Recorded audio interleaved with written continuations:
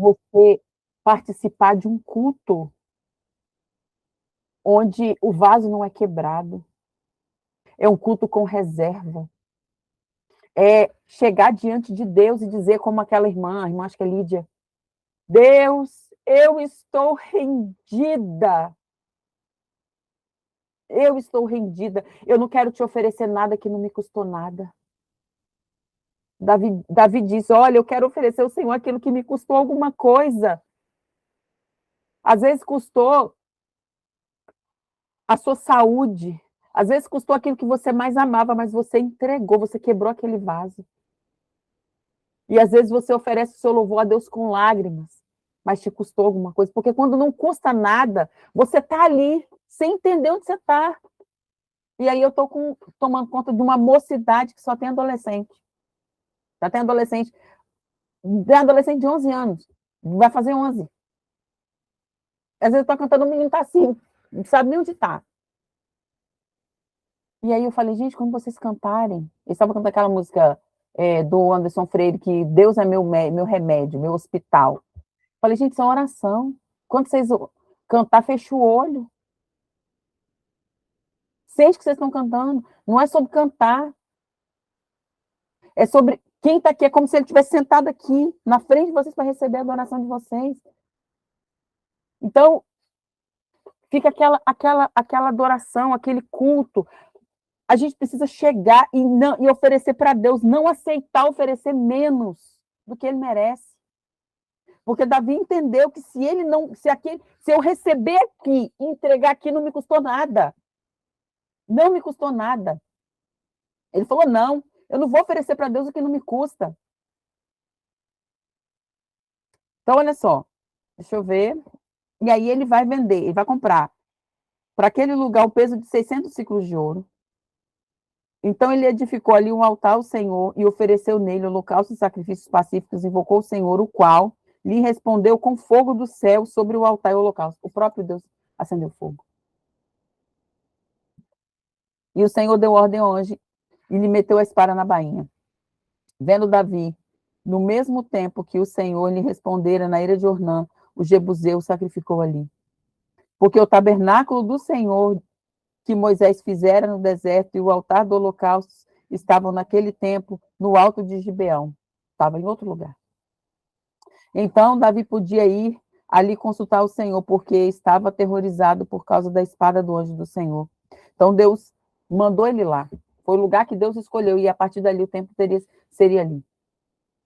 Davi faz preparativos para edificar o templo. E disse Davi: esta será a casa do Senhor Deus, que está no altar do holocausto para Israel.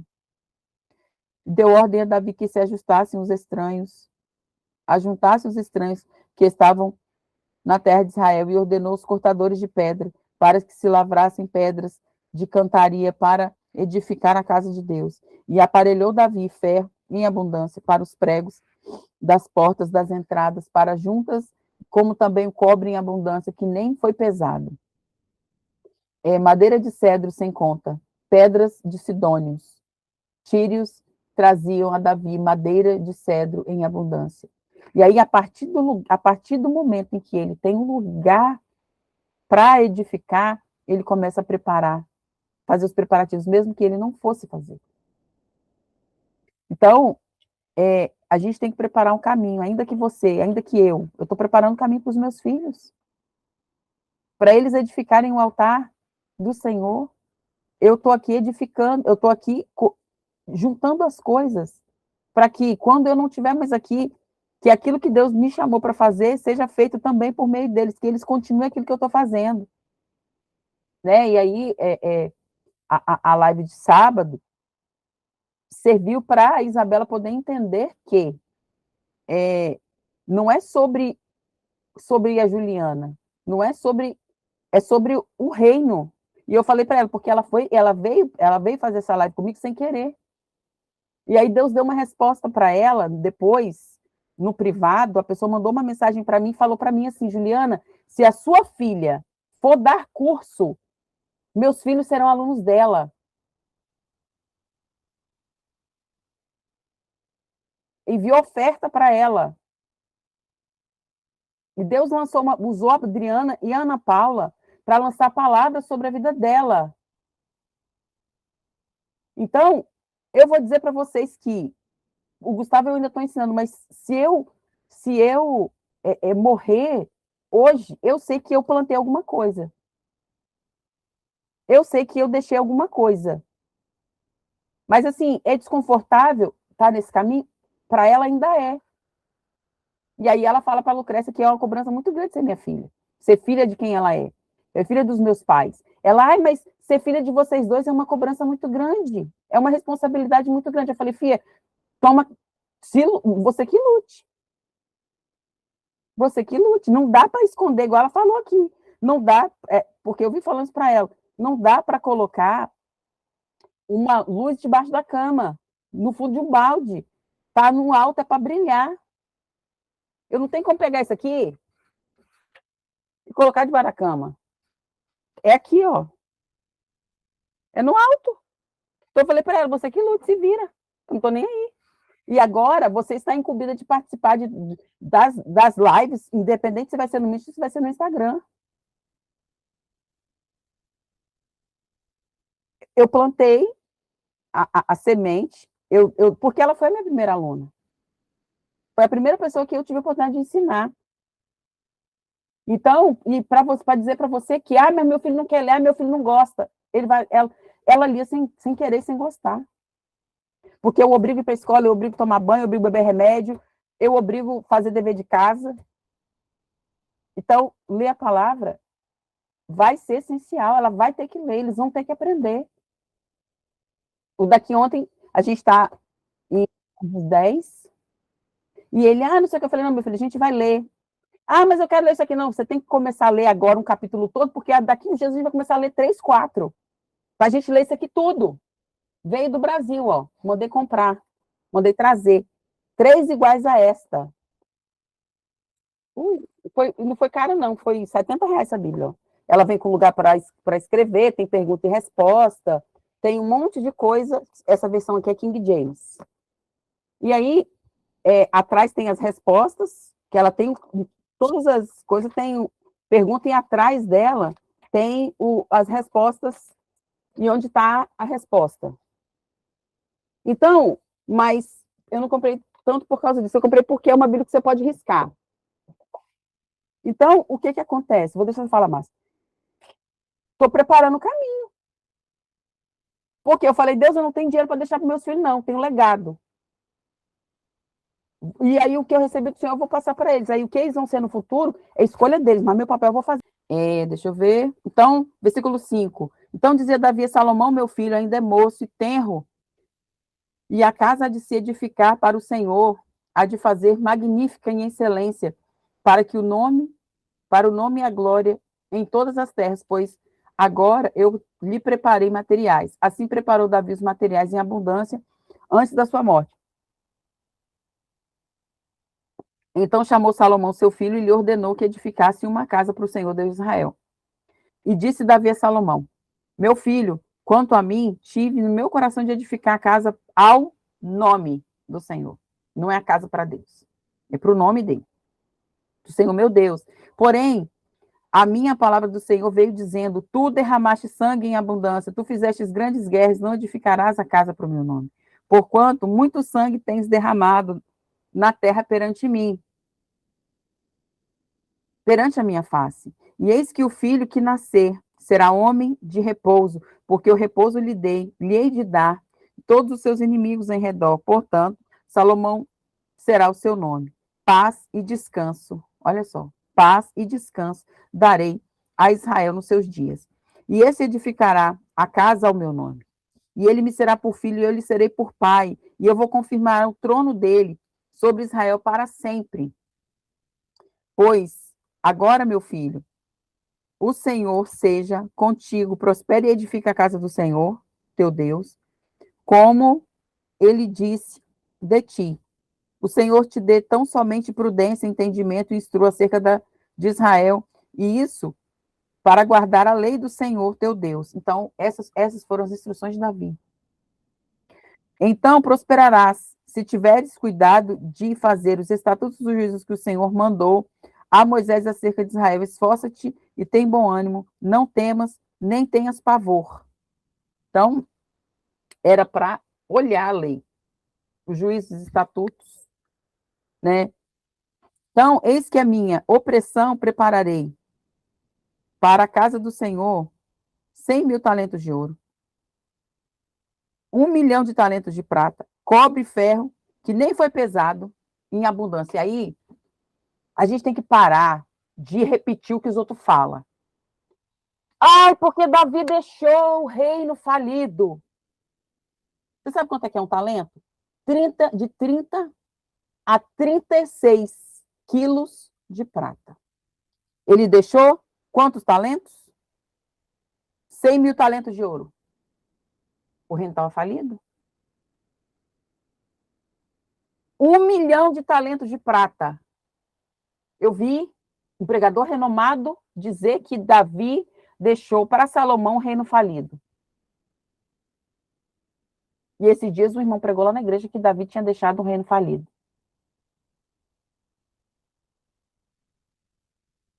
Ah, mas era para o templo.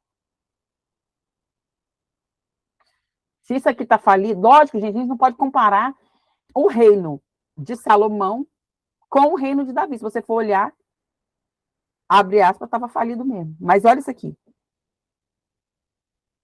Deixou muito dinheiro, muita riqueza. E aí a gente tem que parar de ser papagaio e ler a Bíblia. Parar de repetir frase de efeito. Quem não suporta o processo, não sei o que lá, não sei o que eu nem lembro, eu não gosto desses negócios. Porque os crentes estão se alimentando de frase de efeito. Aí é um crente raso. Tem um cara na internet, não vou falar quem é, que eu também não sei o nome dele. Mas o cara só fala frase de efeito. Quem não sei o quê, não sei o quê, não sei o quê, não sei o quê. É só frase de efeito. Aí os outros vão pregar, pega isso daqui, transfere para cá e prega igual. Não, a gente está doente. Foi o que eu falei hoje no estudo, na oração das 3 da manhã. A gente está doente. A pregação é só isso, que Deus vai me dar, que Deus vai me levantar, que Deus vai me ajudar. A gente está de muleta. A gente vê pelas músicas que a gente canta, pelas palavras que são pregadas. A gente vai para a igreja esperando um tapinha nas costas. Não, você vai vencer. Deus está querendo pegar um chicote. Deus está querendo botar um mocotó na tua boca e você está com a mamadeira esperando, chegando para a igreja esperando a mamadeira. Por que a gente não vence? Por que a gente não vence? Por quê? Porque a gente está com a mamadeira na mão. Aí Paulo fala, você já era para estar ensinando, vocês estão aqui ainda engatinhando. Um monte de crente velho, com 15, 20 anos de crente. Ai. Se eu estou sem paciência, imagina Deus.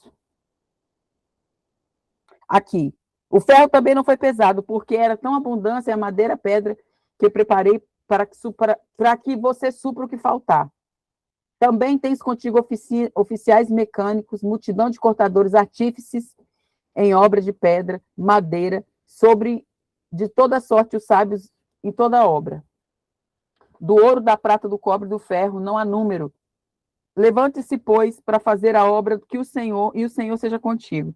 Davi deu ordem aos príncipes de Israel que ajudassem Salomão, seu filho, dizendo, porventura não há convosco o Senhor, vosso Deus, e não vos deu repouso à roda, ou seja, em volta, porque tem entregado na minha mão os moradores da terra, e a terra foi sujeita perante o Senhor, perante o seu povo. Disponde, pois, agora o vosso coração, a vossa alma, para buscar o Senhor, vosso Deus. Levantai-vos e edificai o santuário do Senhor, Deus, para que a arca do concerto do Senhor e os utensílios sagrados de Deus tragam a sua casa, que há de ser que edificar, que se há de edificar ao nome do Senhor. Salmo 78, 34. Vou ler porque a gente está sem tempo. Vamos lá? Pondo-as ele à morte, então procuravam e voltavam de madrugada, buscavam a Deus. Lembra-se de que Deus era a sua rocha e o Deus Altíssimo seu Redentor. Todavia, lisonjeavam-no com a boca e com a língua lhe mentiam, porque o seu coração não era reto para com ele, nem foram fiéis ao seu conserto, está falando de Israel. Mas ele, que é misericordioso, perdoa a sua iniquidade e não os destruiu, antes Muitas vezes desviou deles a sua cólera, ou a sua ira, e não deixou despertar toda a sua ira. Por quê? Se lembrou de que eram carne, um vento que passa e não volta. Provérbios 20. O vinho é escarnecedor e a bebida forte é alvoroçadora, e todo aquele que neles errar nunca será sábio. Com o bramido do leão, o terror do rei, que provoca sua ira, peca contra sua própria alma. Então vamos lá. Então, gente, é aquela coisa. A Bíblia não diz para não beber, mas diz que o vinho traz escárnio, né? Então, o que que acontece? As pessoas elas querem usar que a Bíblia não diz para não beber para beber. E aí, o que que acontece? A gente encontra para nós tropeço. Por quê? Se você for olhar, a maioria ou a grande maioria, não sei nem se essa expressão é correta, que a gente usa muito, das violências domésticas acontecem depois de bebida alcoólica. Então, e aí existem pessoas no nosso meio que são doentes por causa do álcool. E aí, exemplo, igual tenho, se eu não me engano, se eu não estou enganada, a igreja do Véu, eles usam o próprio vinho mesmo para fazer ceia. Eu nunca fui. Então, eu estou dizendo se eu não me engano. E aí, o que que acontece? Às vezes, até o cheiro do vinho pode despertar gatilho. Aí a pessoa vai para a ceia, feliz da vida. Chega lá, ela toma um cálice. Ah, igual a irmã esses dias falou, que lá em outro país, não sei onde que ela foi, e as pessoas bebem uma taça de vinho, beleza. Mas e se lá tiver alguém que veio desse mundo, do alcoolismo, que está limpo há não sei quantos dias, meses, e toma um pouquinho, e aquilo desperta um gatilho nele. Ah, mas se ele não foi liberto. Gente, a gente tem que fugir da aparência do mal. Por exemplo, a pessoa tem problema com bebida, ela vai fazer o quê no bar? Que nem eu sentava em Goiabeiras, no bar com meu tio. Eu falava com os irmãos da minha, se você passar em Goiabeiras, Jabu, como é que é o nome do outro? Laranjeiras Velhas, Goiabeiras Velhas, aliás, Goiabeiras, Jabu, Maria Ortiz, e você me vê sentada no bar, com os cachaceiros em volta, não se escandaliza, porque é o único jeito de eu conversar e ver meu tio. Então, eu já estou dizendo, mas vou falar, irmão, você tinha um irmão lá que ficava bêbado na sarjeta, aceitou Jesus e Deus fez uma obra maravilhosa. Mas eu falei, irmão, se você não consegue, não vai. Eu vou porque um copo de cerveja não me tenta. E aí eu vou, converso com ele, ele me apresenta para os cachaceiros tudo. Ah, minha sobrinha, ela é crente, ela é isso, ela é aquilo, tá, tá, tá. E fica todo mundo, e ficava assim, assombrado. Como assim que essa mulher é crente, ela está sentada aqui? Porque os crentes olham para a gente, despreza a gente. E eu ia. E ele se sentia, gente, ele se sentia extremamente amado. Porque a minha mãe não fazia isso. Não estou condenando ela, porque ela também veio desse lugar. Ela também veio desse lugar, da cachaça, da bebida. Então, mas eu ia. Por quê? E aí um dia a pessoa me perguntou assim, não vai por quê? Por causa da religião? Aí eu falei, também. Eu falei para ela, eu vi o que a bebida fez na vida dos meus pais. Eu vi o que a bebida fez na vida deles. Então, o que que acontece? Mas se você não consegue ir, é bom não ir. O problema, a pessoa viveu na Cracolândia anos dizendo, vai fazer o que lá? Ah, mas Deus me libertou. Mas vai para outro lugar, vai para o hospital, vai para o presídio. Deixa a Cracolândia para quem não tem problema com crack. A gente tem que ter entendimento. Ah, mas Deus me libertou, tudo bem. Mas pode ser que chegue um dia que você esteja fraco. Chega um dia que você está assolado pelas lutas, pelas provas, e você está precisando de um alívio. Aí você vai lá evangelizar na Cracolândia, está o cara fumando crack com cheiro no corpo, aquele cheiro adocicado, sei lá. E aí você vai, e aí daqui a pouco você está lá junto. Então a gente tem que fugir. Então, eu só quis dar essa pincelada na bebida, para a gente poder entender que não é porque a Bíblia não diz que eu vou fazer, Paulo diz, ó, tudo me é lícito, mas nem tudo me convém. Todas as coisas me são lícitas, mas eu não vou me deixar dominar. Porque isso aqui, gente, causa um domínio, é igual futebol. Eu tenho aversão a futebol. Por quê? Porque eu conheço uma pessoa que me fez tomar ranço, raiva, ódio. Por quê? Ele saía pulando assim, ó, de um programa esportivo para o outro. Do Globo, primeiro tinha Globo Esporte, sei lá o quê, depois o outro do Canal 10, depois o outro, depois ia para o celular, depois ia para o YouTube, o dia inteiro assistindo aquilo. Eu tenho aversão. Aversão a futebol. Porque tem um trono no coração da pessoa. E está lá sentado um cara com a bola na mão. Então, nem lembro por que eu falei isso. Então tem o trono, e aí o que acontece? Às vezes o trono que está no coração do cara é um copo de vinho, um copo de cerveja, uma cachaça, um cigarro de droga. E aí a gente precisa não deixar nada dominar a gente. A gente não pode ser escravo de nada. Vamos lá. Conversão de Saulo. Caminho de Damasco. Então agora, Estevão foi morto, eles depositaram aquelas roupas aos pés de Saulo, e ele achou massa, menos um, né? E menos um, que é o cara que tinha eloquência para pregar, para falar. E aí, vamos lá. Respirando ainda ameaças de mortes contra os discípulos do Senhor, dirigiu-se ao sumo sacerdote, quer dizer, o líder dos judeus lá, né? O líder, o pastor, né? Pediu cartas para Damasco, para a sinagoga, a fim de que se encontrasse alguns daquela seita, quer homens, quer mulheres, conduzissem presos a Jerusalém. Então, o sumo sacerdote, eu preciso de carta, porque se eu chegar no meio da estrada, se eu chegar em qualquer lugar das cidades que eu for e encontrar uma pessoa pregando sobre o caminho, eu vou trazer para cá preso. Beleza. E indo no caminho, aconteceu que, chegando perto de Damasco, subitamente cercou um resplendor de luz do céu. Gente, foi tão claro que ele ficou cego. E caindo em terra, aí as pessoas falam, ele caiu do cavalo. Ah, mas na Bíblia não diz cavalo. Gente, vocês acham que um homem da envergadura dele ia andar a pé? Quem andava a pé era Jesus. Saulo não. Ou estava de cavalo, ou estava de camelo, caiu no chão. Tá? E ouviu uma voz que lhe dizia, Saulo, Saulo, por que me persegues? E ele disse, quem és, Senhor? E ele disse, eu sou Jesus, a quem tu persegues. Duro será para ti recalcitrar contra os aguilhões. Ou seja, duro vai ser para você dar coice. Aguilhão era como se fosse uma lança com uma ponta de metal que eles usavam, só que a ponta não era tão afiada, para poder futucar os bois, os bois, para eles poderem continuar caminhando. Aí ele fala, ó, duro será para você dar coice nos aguilhões. E ele, tremendo atônito, disse, Senhor, o que queres que faça?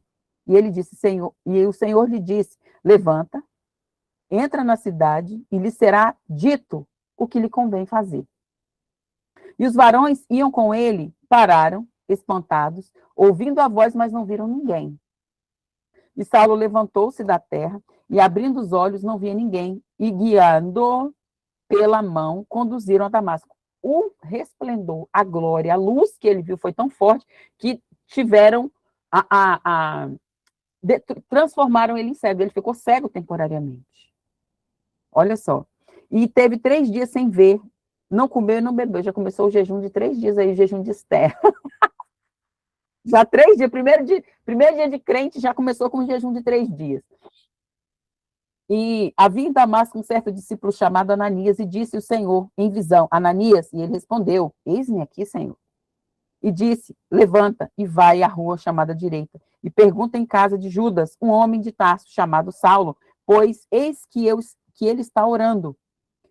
E numa visão ele viu que entrava um homem chamado Ananias. E aí Deus falou com um e falou com outro. Gente, eu quero ser essa pessoa. Que você está aí na tua casa, eu vou chutar o balde. Eu já comprei a minha passagem para ir embora. E eu ligar para você e falar assim, olha, cancela essa viagem que não é para você ir. Gente, eu quero ser essa pessoa que estou aqui em casa. E Deus fala assim, vai e manda mensagem para a Lidiane agora. Gente, eu quero ser. Porque o cara estava na casa dele, Deus falou para ele onde é que ele ia, o endereço da pessoa, quem que estava lá esperando. Ô, você não quer não? Eu quero. Mas não é sem preço, não é de graça. Não é de graça. Ah, mas é pela graça, mas a unção não é de graça. Vai te esmagar. Vai esmagar seu orgulho, vai dizer, vai botar o dedo. Deus vai botar o dedo na tua cara e vai dizer, muda. Se conserta. Para você viver aquilo que Deus tem para você.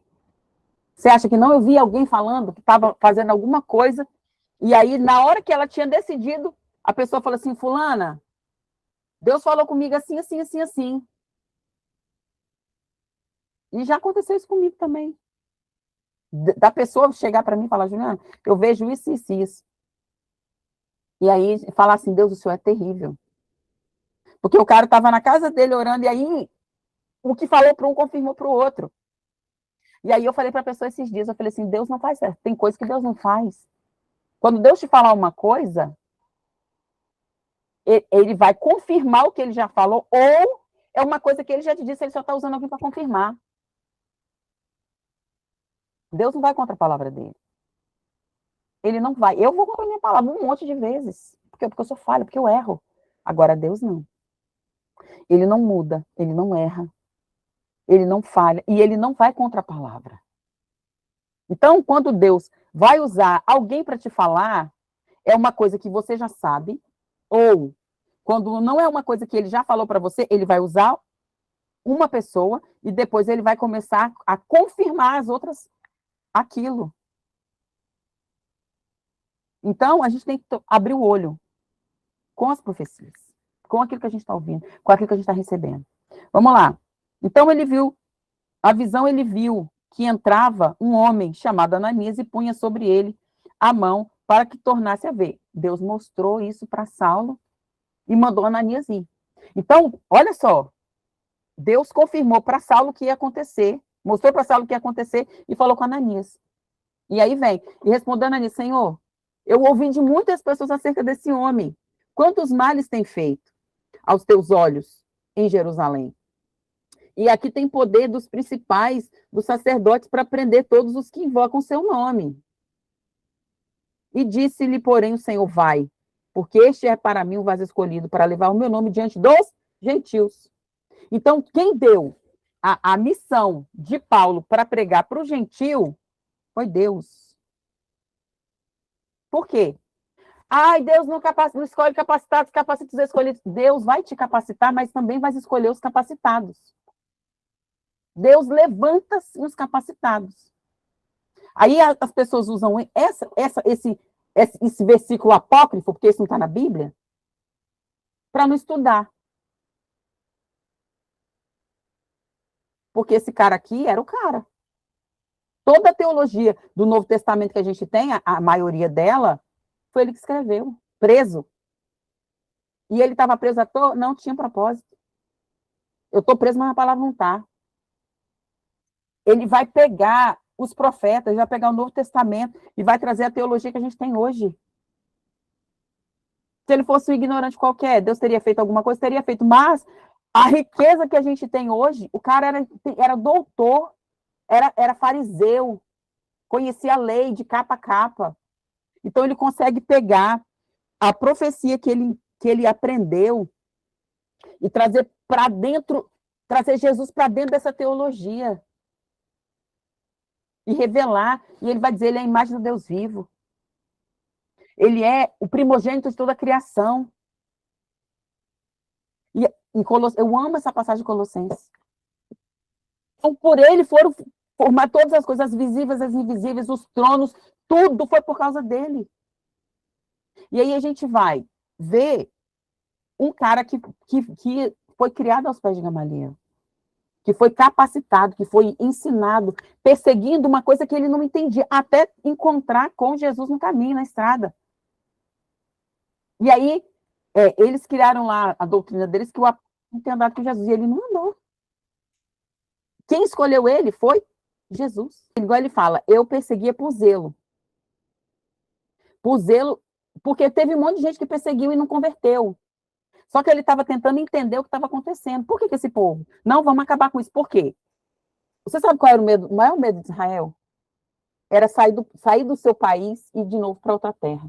Por quê? Quando aconteceu isso com a Babilônia, eles foram para a Babilônia, eles erradicaram a idolatria dentro do povo. Por quê? Porque eles entenderam que Deus é um. Shema Israel, Adonai Eloheinu, Adonai Echad. Ouve Israel, o Senhor, seu Deus é um, único Senhor. Então, o medo deles era entrar uma nova doutrina e o povo todo se converter, a idolatria entrar e Deus permitir que eles fossem de volta para serem cativos, porque aqui, ainda que eles estivessem sob o domínio de Roma, eles estavam em casa. Então, a preocupação deles, principal, era essa, era vir uma nova seita, vir uma nova religião, o povo todo se converter, pular para esse lado de cá. Então, assim, se você for olhar, a preocupação dos fariseus é genuína, só que chegou um momento em que eles se tornaram hipócritas. Eles atuavam, a situação, o zelo deles se tornou igual. A gente está vendo hoje. Pessoas que não têm vida com Deus, pessoas que não buscam a Deus, líderes religiosos que se corromperam, que estão atrás do dinheiro, que tem mais de uma mulher, que tem um monte de coisa. Era a mesma coisa que aconteceu aqui. Só que Saulo estava perseguindo por quê? Por zelo. E aí Deus se revela ele, porque quantas pessoas não se converteram? E Deus falou, não, esse aqui para mim, eu escolhi esse daqui. Porque ele vai... Os gentios vão me conhecer por meio dele. Por quê? Porque ele tem bala na agulha, vou dizer assim. Ele sabe o que ele está fazendo, ele sabe defender a fé. E agora ele vai me conhecer. E a partir do momento em que ele me conhece, que ele sabe quem é Deus, da antiga aliança, agora ele vai entender que quem enviou Jesus foi Deus, agora ele vai pregar, agora ele vai ensinar, agora ele vai ter cabedal teológico suficiente para sustentar a palavra que ele recebeu. É isso que a gente precisa entender. Então as pessoas usam esse... porque Deus não capacita, não escolhe capacitar, não escolhe... Então, aqui não serve para Paulo. Ele vai capacitar, você vai. Mas você tem que buscar. Porque não é por divina revelação. Ai, Deus, eu estou aqui prontinha para o Senhor. Eu não preciso orar, não preciso jejuar, só vim assim, só por osmose. Está errado. Não vai vir, não. Você vai morrer. Vai ficar seco aí. Vai virar uma caveira esperando. Porque Deus não vai fazer. E aí Deus é responsável. Quando você dá um passo, Deus dá outro. É isso. Não vem por revelação. Ele vai falar, eu vou fazer você lembrar de tudo. Mas do quê? Do que você leu. Se você não leu, você não vai lembrar de nada. Vamos lá. Eu lhe mostrarei quanto deve padecer pelo meu nome. Ananias foi e entrou na casa, impondo-lhe as mãos, disse, irmão Saulo, o Senhor Jesus te apareceu no caminho por onde vinhas e me enviou para que tornes a ver e seja cheio do Espírito Santo. E logo lhe caíram dos olhos como umas escamas e recuperou a vista. E levantando-se foi batizado. O perseguidor torna-se perseguido. Verso 19. E tendo comido, ficou confortado. Então, a gente vai começar aqui agora a saga de Paulo, as viagens missionárias, a vida de um homem que foi preparado para substituir o professor dele. Então, ele tinha muito conhecimento teológico, de forma que Pedro disse que as coisas que Paulo escrevia eram difíceis para entender. Se era difícil para eles entenderem, eles que viviam num contexto dele, imagina a gente. Então, alguém me perguntou, como é que eu faço? Eu estou querendo ler a Bíblia com meu filho, quais são os livros? Eu falei, olha, não fica pulando de galho em galho, não. Começa ou do Novo Testamento, como eu comecei com a Isabela, e vai para o Antigo, ou o contrário. Começa do Antigo e vai para o Novo. Eu comecei com o Gustavo do Antigo. Porque primeiro a gente vai entender quem é o homem. O que o homem fez. Qual é a natureza do homem. O que Deus fez para resolver essa situação do pecado. Até a gente chegar lá no Novo Testamento com a revelação se cumprindo. Por quê? O Antigo Testamento é a sombra de quem vai vir. A minha mão está aqui, tem a sombra dela. A sombra está lá embaixo. Mas o cumprimento do Antigo Testamento vai acontecer em Jesus. Não dá para... Eu ler João hoje, li João todo. Aí agora eu vou para Timóteo. Não. Lê como um todo. Depois que você já conheceu, já leu uma vez a Bíblia toda, na segunda vez, aí você começa a olhar outros planos de leitura.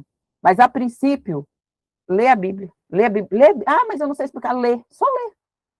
Ah, surgiu uma coisa? Pergunta. A irmã me perguntou um negócio, eu fiquei de responder, vou responder. Não tive tempo ainda, porque eu já saí, já olhei a mensagem dela, fui para a oração, depois vim para o estudo, agora estou em outro estudo, então ainda não consegui responder, mas vou responder. Então, gente, por hoje é isso, amanhã a gente está aqui de novo, né? Consumi 6 minutos aí, me perdoem. E é sobre a gente se colocar nesse lugar, buscar a face de Deus. E é isso.